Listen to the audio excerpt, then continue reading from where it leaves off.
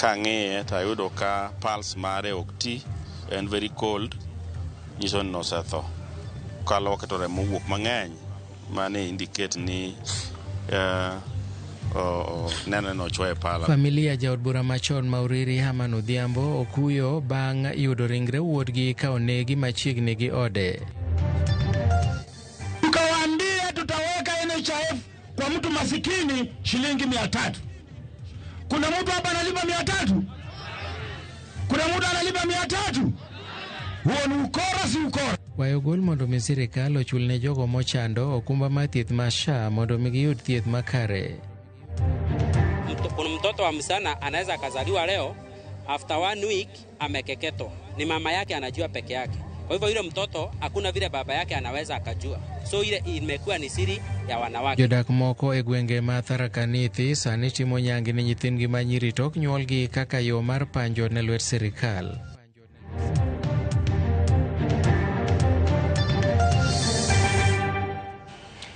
Machiegni e kagi kacha nyinga Milton Ochieng. Jatend piny Kenya William Ruto okwayo oganda jo Kenya mondo miye thuolo mar chopo singo manomiyo oganda jo Kenya e kinde kampen mage, aka owacho ni en gi lek mar timo gigo duto ma bende nosingo, kowacho ni ma obiro chopo kare, kendo lero nong'eyo gimotimo, kendo jo Kenya kidek wuoro ni en ema obiro loko ngimagi. Nowuoyo e kinde manotele nyasi mar keto ayanga ohand omenda mar Talanta Sports City Stadium, kama owache ni singogo mamoko kuomgi osechopo kare, geto maketo ngima jo Kenya malo, ahinya to kokalo kuom kitelo mageto loko ngima jo Kenya kendo bero uchumi mapachoka. The pledges I made to Kenyans are being realized one by one, day by day, pledge by pledge. And I remain committed to fulfilling every single one of them. Our economy is stabilizing and growing. Today, Kenya is ranked the 6th largest economy in Africa, up from the 8th 2 years ago. Inflation has dropped from 9.6 in 2022 to 3.8 today. The exchange rate has stabilized at Kenya shillings 129 to the dollar for more than a year, down from Kenya shillings 165. And foreign exchange reserves have climbed to $11.8 billion from $6.5 billion. Obila e kaunti ma Migori ochako timo nonro kotenore kod nek mar wuod jaod bura machon Mauriri manosenindo Odhiambo Mamba mane ochwo gi pala mowito ngimane otieno ma piny norugodo kawuono Migori. Rawerano ma oseyangi kaka Mike Omamba ne oyudi ka owito ngimane machiegni kod kama nodakie e kar dak ma polis line e boma ma Migori. Familia mar mosenindo kotelne kod MCA ma North Kanyamkago George Omamba owacho ni pok ging'eyo gima ne nyalo kelo nek mar wuodgino, kendo ni digiher mondo mi obila otim nonro mondo mi ging'e adiera e wi tho makamano. Giwacho ni mosenindo ne ochwo kod pala e agoge ka gino magichich ni emokelo tho mare.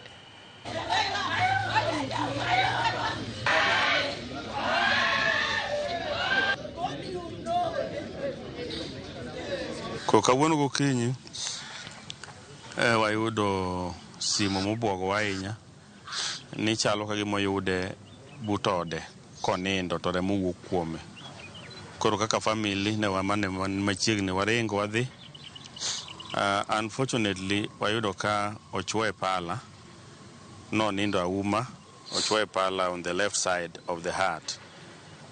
Ane mana tan aloke kech onindo auma, koro kaloke kang'iye to ayudo ka pulse mare ok ti, en very cold, nyiso ni nosetho. Kaloke to remo wuok mang'eny, mane indicate ni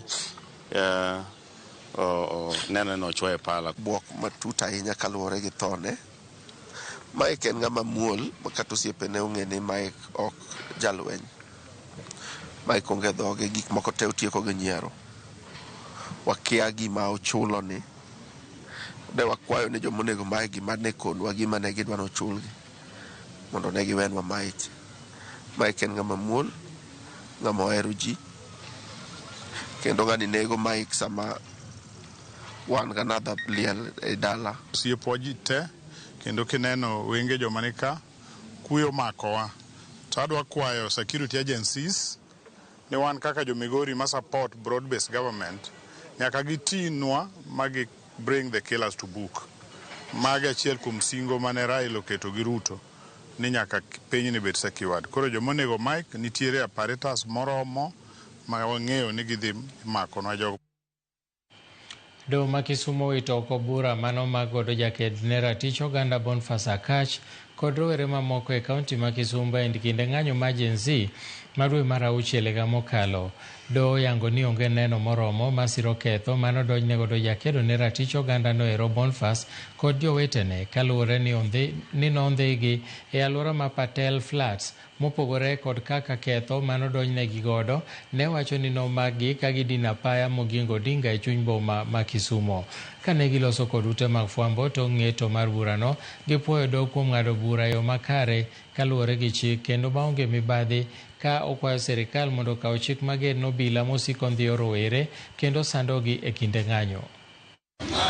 Daero duoko erokamano maduong' ne doho ma Kisumu kotelne gi Justice Nyigei kuom chung' gi ratiro mara kaka rawere manowuok awuoka oko ng'anyo.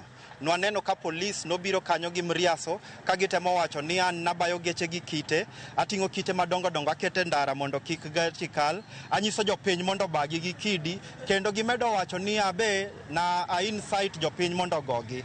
To kaluwore gi evidence mana gichiwo, koto yudo ni aonge kes mora mora ma onego ansa. Ng'amodhi e street ng'anyo okokoso. Ng'anyo ken koso, ng'anyo en manyo ratir.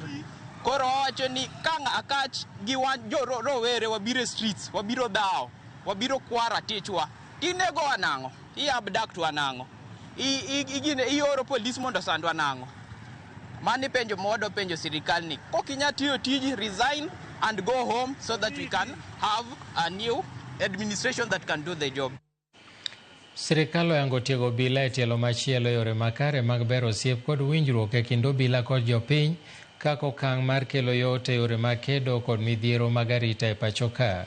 E kinde nyasi mar keto ayanga kit tudruok kokalo e WhatsApp e kind obila mag okwach kich kod jopiny mar konyo goyo lipot maling'ling' mag njore, jambetre mar piny Britain e pacho ka Neil Wigan owacho ni piny Britain tiyo machiegni gi piny Kenya e keto okenge makare mag jiwo arita kamoting'o nyaka tiego obila ma pacho ka.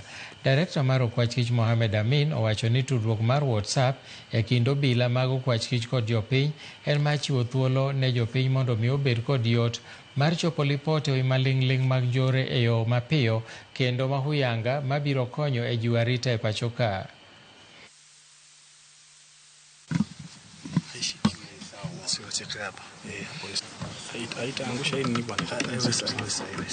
Want to put a lot of emphasis on training of police officers in various ways, training of the DCI officers. We want to put emphasis of training police officers on the ground, those who are handling matters of terror, things that to do with complex crimes.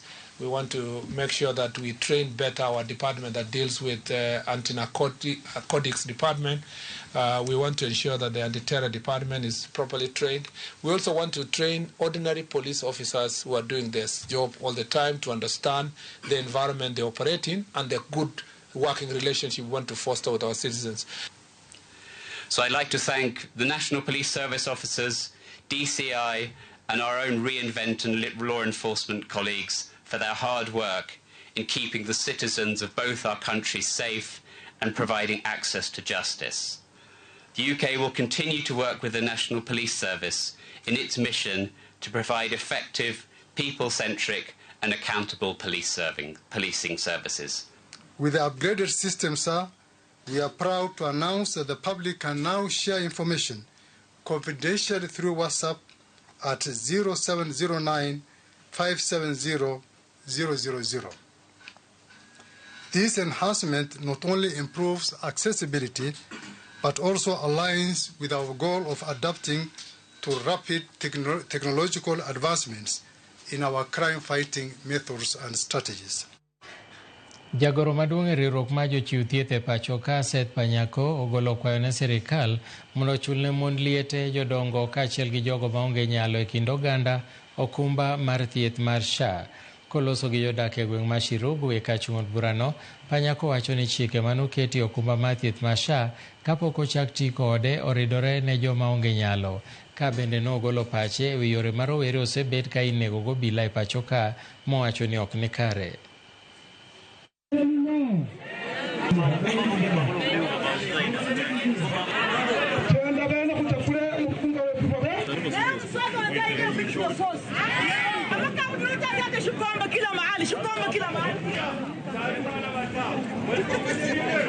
Tulikuja hapa, mimi ndo nilitembea nikitafuta kura ya William Ruto. Tukawaambia tutaweka NHIF kwa mtu masikini shilingi 300. Kuna mtu hapa analipa 300? Kuna mtu analipa 300? Huo ni ukora, si ukora? Kwa hivyo tunaambia rais, hawa mama ni wachane, hawa marikuru, hawa area elders ambao hawana kazi, inatakana SHA iwe free kwao. Au namna gani? SHA iwe free kwa mama wachane, si ndio? SHA iwe free kwa elders, si ndio? Kwa sababu wanafanyia serikali kazi ya bure. Marikuru hawana mshahara. Ji adek oyudi gi tuo mar guonyo mar mpox e gweng' mar Chekalini mayudore Lugari e kaunti ma Kakamega.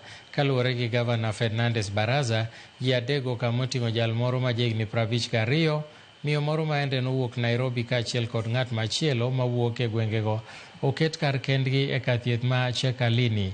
Baraza oyango bende ni wede ji 6 manche noseromo kodgi bende ogeng'negi kuom ndalo 21 komedo jiwo jopiny mondo one ni giritore mar gayo landruok mar tuono.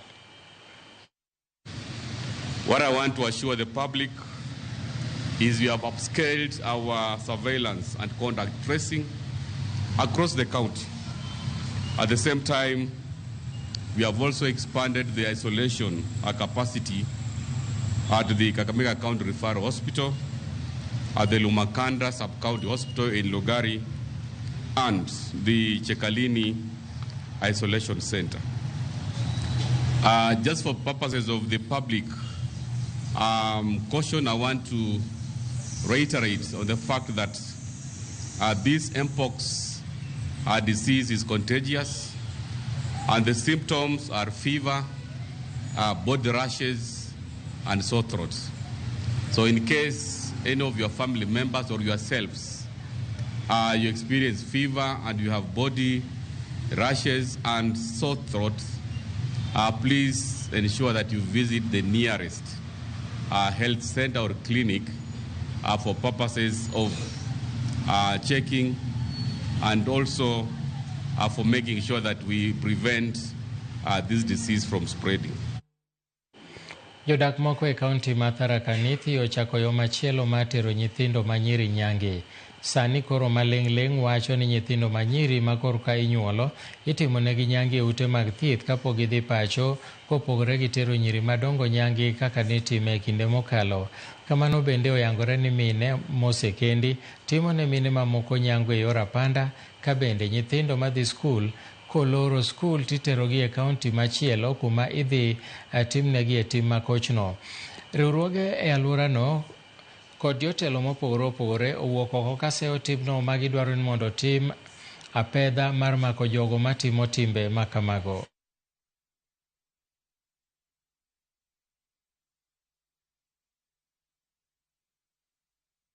Sasa zile mbinu ambazo hawa garibu wameanza kutumia ni ile tunaita cross border FGM, ambapo unapata mama ama mzazi ametoa mtoto wake wa kike hapa Tharaka Nithi, amempeleka mpaka Meru ama Embu, amefika pale amekeketwa, baada ya mwezi mmoja amerudi nyumbani. Kwa hivyo sisi kama jamii ama majirani hatutajua ya kwamba mtoto wa msichana ama wa kike alikeketwa. Siwezi nikasema vile kwamba hakuna ukeketaji iko. Hila saa hii ile ukeketaji ilikuwa hapo kitambo, saa hii ni ukeketaji aina nyingine tofauti. Kuna mtoto wa msichana anaweza akazaliwa leo, after 1 week amekeketwa. Ni mama yake anajua peke yake. Kwa hivyo yule mtoto hakuna vile baba yake anaweza akajua. So ile imekuwa ni siri ya wanawake. Tuko hapa leo sababu tunapinga FGM kwa kuwa kwanza kabisa it's very painful. Kuna uchungu, there is the bleeding na pia kuna infection zenye zinaweza kuadhuru maisha yao yote. Tena inaleta complication wakati wa kujifungua, wakati wasichana wanapata hedhi yao, na pia kuna psychological torture, inasumbua wasichana kisaikolojia. Jodak e alwora ma Engos e apaya maduong' mar Arianda kochomo Lolgorian ong'anyo kaluwore gi kethruok mar apaya mariwo kadak mar le mag Mara gi alwora mar Lolgorian. Kuom ndalo 5 jolimbe matiyo kod ndarano ichuno mondo mi oti kod apaya machielo kendo chunogi mondo gichul omenda kuom tiyo gi puothe ji eka gichop e Mara. Jodago ywak ne jotelo ma giwacho ni osebedo ka miyogi singo maonge lokruok moro amora. Joyce Olo nigi ler mathoth. Nyaka sani, ma e chal mar apaya maya mar Arianda kochomo Lolgorian. Kuom ndalo 5 mosekalo, jodak man gi ichwang' e alwora mar Engos noloro apayano kendo ng'anyo kuom chal marach mar apayano. Pichagi mag ranyisi jumani nyiso jodak makono koloko dier apayano kar madho chae, kendo e bath jodak go nitiere jolimbe matiyo kod apayano makoro yudore kind Nakuru kod Asumbi. Ka bende dhugruok mag nyamburko mag jolimbe go ka nyiso chandruok magikaloe kaka jogo matiyo kod apayano. Hapa ni maji tu, hata Lolgorian watu hapa naenda, watu yote inahangaika karibu barabara, na sisi ndio tunajunga wageni hapa, wasuku anakuja kutoka mahali anatoka, lakini hakuna mahali inapita. Hii barabara miaka yote inakaa tu ikiwa mbaya. Hiyo barabara tunahitaji Kenza na president na mbunge ambao wanahusika. Tunaomba tafadhali, tumewapatia 2 weeks, hiyo barabara itakuwa imemalizika kutoka Lolgorian hadi Mararianda. Kata kamano, jodak ywak ni gikoso chenro mopogore opogore kaluwore kod chal mar apaya makoro oseketo wuotho bedo matek. Kila ambacho mimi nataka niwaambie viongozi, kama mliamua kuwa vichaka za Transmana South ikuwe maternity ya wamama wajifungue, mtuambie, kwa sababu wao wanajifungua kwa kando za barabara. Ni ukweli kabisa. Hii barabara yetu imeharibika sana. Wamama tunaanguka ndani ya matope, unaamuka unashindwa kitu utafanya. Tunataka haki yetu na sisi tusonge mbele. Ka ywak machal kod mano bende wuok kuom jogo manigi geno kuom jolimbe alwora mar Lolgorian ka giwacho ni kethruok mar apayano nyalo miyo jolimbe dar kendo limo piny libamba ma Tanzania, gino mabiro ketho chal mar ngima margi. Kwa sababu kuna mapato mingi kutoka Masai Mara. Kwa hivyo tunahitaji viongozi, tunayo viongozi kama Sunguli, viongozi kama Leseme, sisi tunasema one term. Joyce Olo, Ramogi TV.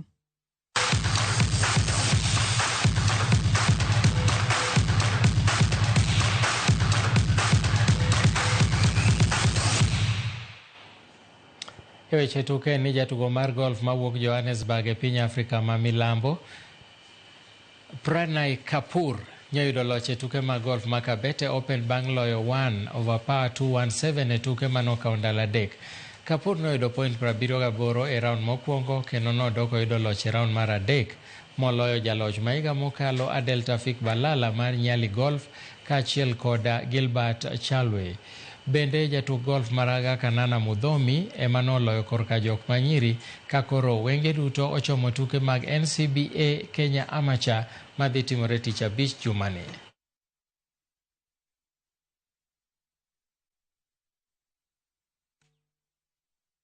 I started the round really good. Started with a birdie for round 3. I started with a birdie on number 1. Ended up turning 3 under. I was 4 under through 10. And started choking a little bit, made 2 bogeys coming in. Coming into the 18th hole, I was 1 under, and I sealed the deal with a nice par on the last hole. Putting around the greens was pretty difficult because the greens were firm. So I had like a few 3-putts here and there. And then second day, I also played +3. Putting was better, but off the tee was like kind of difficult.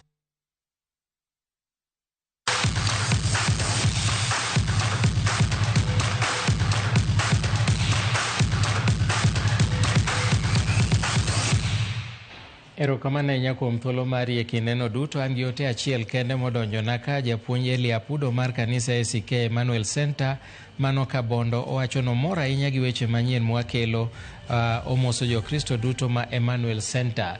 Watieko gi sani, wachako watudre kendo saa 1 weche manyien mag ang'ich welo, kaeto saa 3 kendo waduogo gi kacha. Nyinga Milton Ochieng' Awuor, odhiambo mokwe.